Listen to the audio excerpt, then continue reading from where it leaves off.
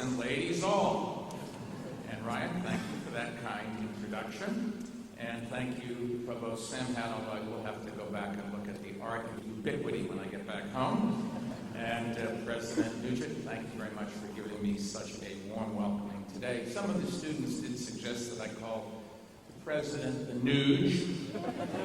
That just didn't seem dignified, particularly as she's leaving, so I'll avoid that. But don't worry, Madam President, New York tabloids call me Bloomy, and that's when they're being nice, so I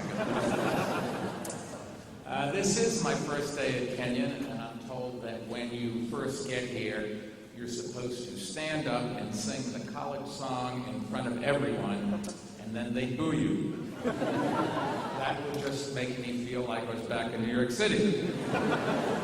Well, I'm happy to do it, actually. I've been practicing, I know the words, but today isn't about me, so it's about the graduates. Unfortunately, you won't get a chance to hear me do it.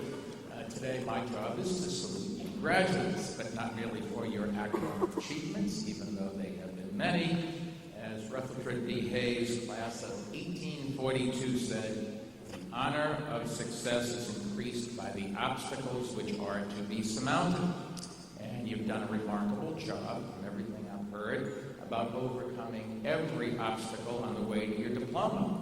I asked some students what were they, and they said, well, you overcame the swine flu freshman year, you overcame middle path in mud, snow, and ice, you overcame living in New Apps and having the 810 economics class in Ascension. You survived comps, you survived the closing of Middle Ground, you survived tornado alerts every Friday and power blackouts every winter. I don't suppose we're going to have one today, but from what I understand, things do get pretty wild around here when you do. But you survived it all, and here you are. However, this is also a very special weekend for somebody else. And before I impart some indispensable words of wisdom that you are sure to remember for the rest of your life, let me say something about another important group here today, and they are sitting all around you, beaming proudly and not even thinking what it costs to get you to this day, or what happens if you can't get a job and have to move back home. I am talking about your parents and relatives, so why don't you give them a big hand? They certainly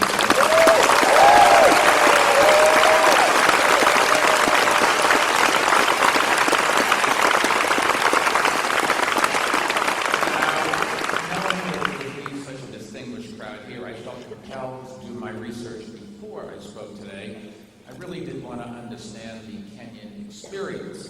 So this morning, I had hoped to visit the CAC, home of the nationally ranked men's and women's swim teams. Here we are.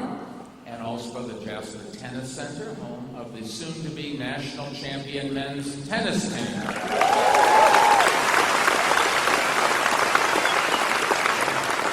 I had planned to go inside the upside-down tree, and I wanted to walk into Pierce, not stepping on the college seal. I just didn't want to jinx the speech.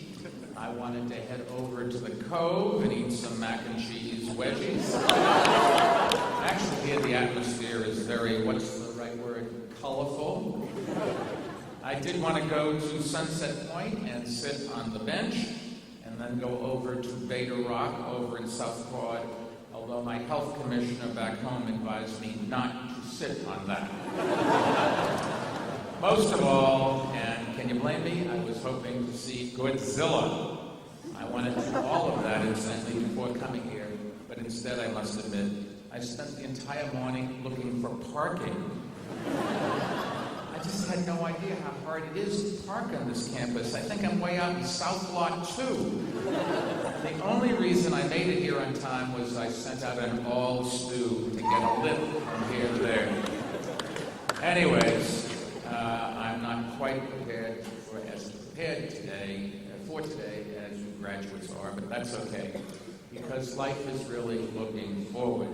And as you commence a new phase in your life, and as you do, what's most important is not what you are able to remember from your classes, because after all, over time, you will forget most of the books you read, the equations you memorize, the studies you analyze, the papers you wrote, the tests you took. Believe it or not, I forgot all of my 7th grade Latin when I was listening to the deferring of degrees. It's inevitable. It happens to all of us. But what is important is not remembering what you learned, it's realizing how much more there still is to learn. Some of you will continue your formal education. You may go back to school just down the road, and some of you will never want to sit in the classroom again for the rest of your lives. Regardless, my advice to you is don't let your education end here. In a couple of minutes, you will be a graduate, but I hope that for the rest of your life, you will remain a student. Your capacity to learn is your greatest asset that you have. Never give it up. Never sell it short. Every day, I take a Spanish lesson. I read widely, I listen to people who have unique insights, and most importantly, I ask questions. Don't ever be afraid to ask a question. It is not embarrassing. It is a sign of intellectual honesty. The most powerful word in the English language is why, because there is nothing so powerful as an open mind. Whatever path you choose in life, whether it involves scientific discovery, technological innovation, entrepreneurial activity, public service, artistic expression, or anything else, be a lifelong student, because the day you stop learning is the day you start dying. Now, the world is full of people who stop learning and who think they've got it all figured out, and you've no doubt met some of them already, and you'll meet plenty more. Their favorite word is no. They'll give you a million reasons why something can't or shouldn't be done. Don't listen to them. Don't be deterred by them. And don't become one of them. Not if you really want to fulfill your potential, not if you want to change the world for the better, not if you want to share the great American dream. Back in 2001, when I was considering running for mayor, people told me, don't do it. You'll never win. The media will tear you apart. You don't know the first thing about politics. And that was just my family talking. But one person did say to me, if you can picture yourself giving a concession speech, then why not go for it? And that was perhaps the best advice I ever received, and I followed it. In order to succeed, you must first be willing to fail, and you must have the courage to go for it anyways. If I could wish one thing for all your graduates today, it would be this: live courageously. Live courageously. Don't play it safe. And I'm not talking about climbing the water tower or swimming in the river or wearing something crazy to shock your mom. I'm saying take risks, take charge, and don't let others decide the future for you, and don't wait for opportunity to knock. A former Kenyan student, the comic genius Jonathan Winters, who died last month, once said, if your ship doesn't come in, swim out to meet it. Have the courage to act on your hopes. Don't be paralyzed by your fears. Have the courage to think for yourself and to believe in your ideas. That kind of courage lies at the heart of human invention and progress, and the lack of it lies at the heart of our political problems today. Last year, about 125 miles northeast of this campus, a 17-year-old student opened fire on his high school cafeteria, killing 3 people and wounding others. It was national news for a day or two. Then came mass shootings in Pittsburgh, Miami, Oakland, Tulsa, Seattle, Wilmington, Aurora, Milwaukee, Texas A&M, Minneapolis, Brookfield, Portland. And after each one, those in Washington just shrugged. Then Sandy Hook Elementary School in Newtown, Connecticut. 20 children, 6 faculty members, all gunned down. As a parent, I can tell you it is just unthinkable if it happened to one of your children.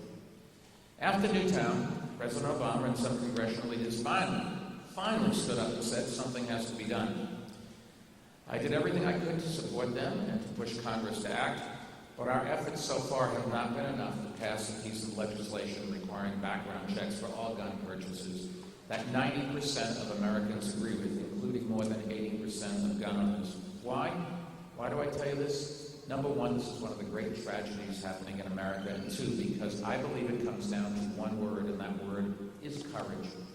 Too many members of Congress did not have the courage to stand up to the increasingly extremist views of the NRA's Washington lobbyists.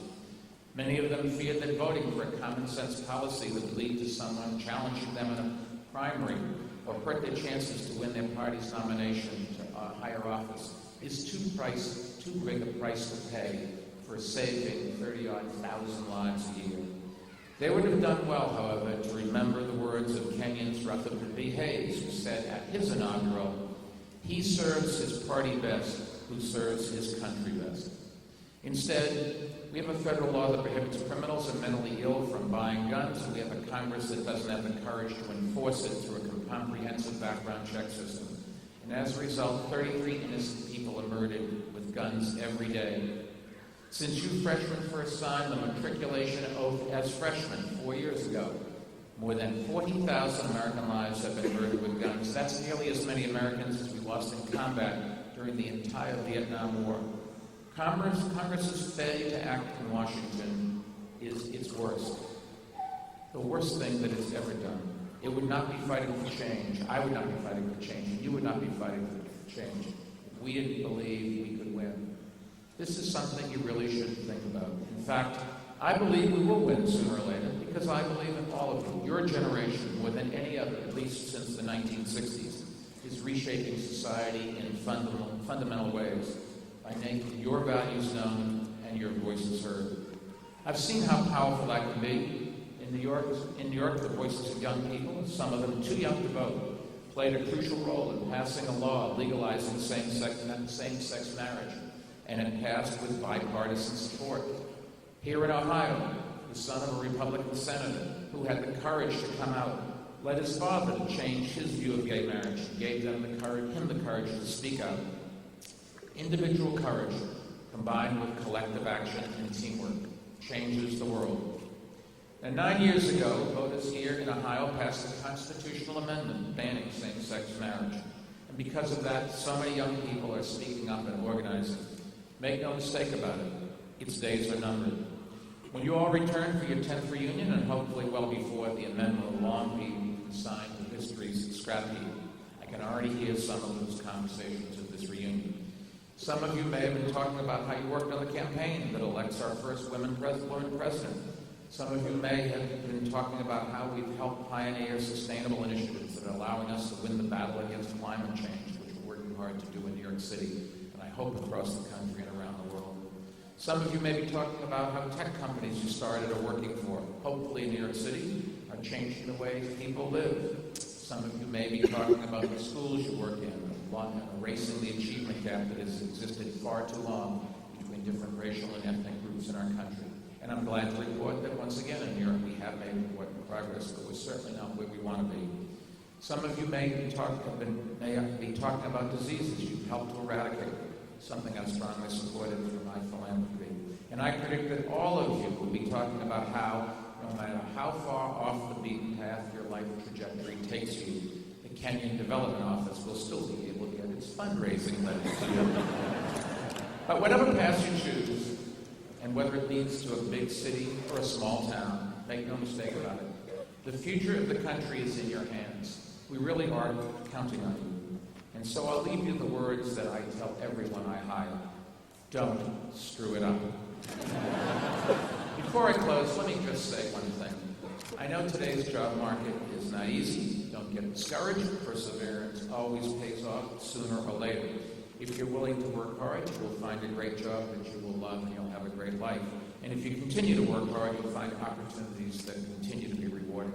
I can only tell you that I came from a family with no connections and no contacts. I wrote letters, I called, I knocked on doors, I asked friends to keep their ears open for opportunity. And that's probably why today, if I interviewed a recent college grad who tells me that he or she spent the summer curing cancer, bringing peace to the Middle East, and writing the great American novel, I might be impressed, but I'm certainly more likely to hire the person who tells me that he or her spent their summer working days, nights, and weekends for an auto body shop or a construction company in order to pay tuition or help with family bills. There is no substitute for hard work in life. And if you're willing to do it, if you're eager to do it, then the likelihood of you doing it well keeps going up. So tonight, when it gets to be cold o'clock, have one last mac and cheese, and then get to work. And in the months and years ahead, when life isn't all cookie pies, hash brown triangles, and market dogs, remember, keep learning, live courageously, work harder than anyone else, and if you do, the fruits of your labor will be as plentiful, as bountiful as Godzilla. Congratulations to all of you. Good luck in life.